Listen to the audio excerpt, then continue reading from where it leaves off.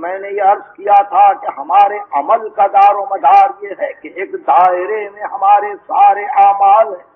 اور ان اعمال کے لیے ایک مرکز ہوتا ہے، ہر عمل اس مرکز سے قریب تر ہوتا ہے۔ اب اگر کوئی شخص ہمارے عقائد کے اعتبار سے ہم سے یہ پوچھے کہ سیدہ کے متعلق تمہارا یہ عقیدہ کیوں ہے، یا ہم سے یہ پوچھے کہ جناب زینب کے متعلق تمہارا یہ عقیدہ کیوں ہے، کہ ان کا قول حجت ہے، ان کا فعل حجت ہے، ان کا سکوت حجت ہے، اگر کوئی یہ کہے تو ہم فوری طور پر نہیں بتلا سکتے، ہم واقعی نہیں بتلا سکتے ہیں کہ ہمارا یہ عقیدہ کیوں ہے، اس لیے نہیں بتلا سکتے۔ یہ بہت غور سے سنیے، میں شاید اپنی کسی آنے والی تقریر میں زیادہ صراحت سے عرض کروں گا۔ ہم اس لیے نہیں بتلا سکتے کہ ہمارے پاس عبادات و احکام و عقائد کی ایک زنجیر ہے، ایک زنجیر ہے، یہ سب مسلسل ہیں، ایک کڑی کو سمجھانے کی کوشش میں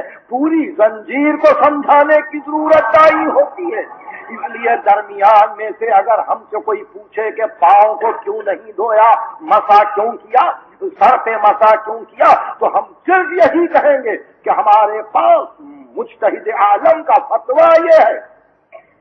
اس سے زیادہ ہم استدلال نہیں کر سکتے، مجبوری نہیں ہے مگر ہم نہیں کر سکتے یا نہیں کرنا چاہتے۔ اس بحث کو پھر سمجھنے کی کوشش کیجیے، یعنی درمیان میں سے آپ کے احکام و عبادات کے کوئی شخص کسی مسئلے کو لے کے پوچھے کہ اس کو سمجھانے کی کوشش کیجیے تو آپ کا واحد جواب یہ ہوگا مجتہد عالم کا فتویٰ ہے، اگر فروع دین میں ہے اور اگر اصول میں ہے تو ہمارے عقائد، اور اگر اس نے کہا کہ مجتہد عالم کا فتویٰ کس بنا پر، آپ نے کہا نفس معصوم کی بنا پر، نفس معصوم کی بنا پر، اس بات سے کہ امام حسن عسکری اور حضرت حجت نے یہ فرمایا۔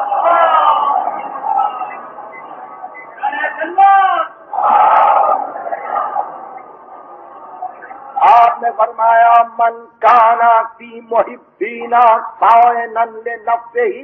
حافظا لدینہ مطیعا لامر مولا مخالفا للہوا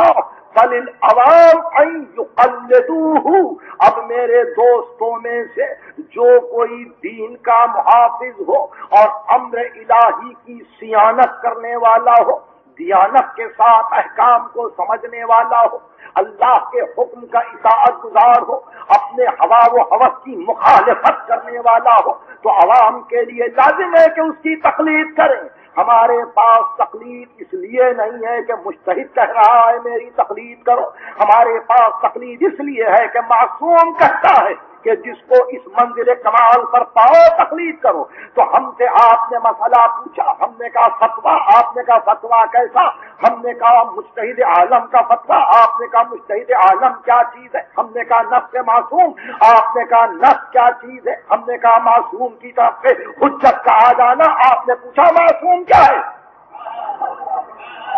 اب سلسلہ یہاں تک پہنچا تو اس طرح سے آپ مختلف نقاط سے ہوتے ہوئے دائرے تک آئے۔ معصوم وہ ہے جو کاشف مرضی الہ ہو،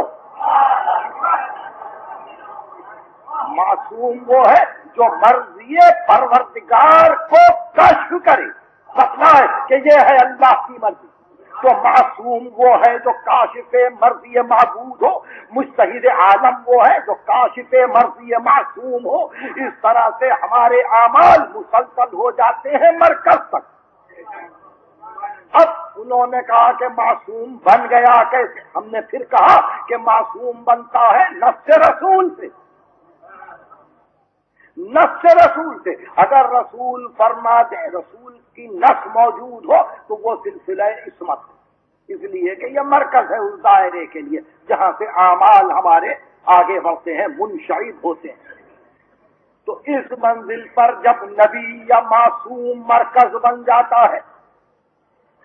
پورے دائرے کے لیے اعمال کے، تو ہمارے احکام، ہمارے عبادات، ہمارے عقائد مباح، مکروہ، مستحب، جائز، ناجائز، حلال، حرام، عزائم، رخصتیں، یہ سب کی سب منسلک ہو جاتی ہیں ایک مرکز سے۔ ہم کبھی اس فقیر سے اس فقیر سے اس فقیر سے بھیک نہیں مانگتے، ہم مسئلے کو مرکز سے لیتے ہیں اور مرکز ہم کو سارے راستے بتلاتا ہے کہ یہ رخصتیں ہیں یہ عظیمتیں ہیں۔ اس واسطے دنیا پریشان ہو جاتی ہے، درمیان میں سے کسی ایک مسئلے کو لے کے سمجھنے کی کوشش کرنا کہ متع کو سمجھا دیجئے، تقیہ کو سمجھا دیجئے، آپ مسئلہ بدا کو سمجھا دیجئے، ہم کیا بتلائیں کہ یہ زنجیریں ہیں۔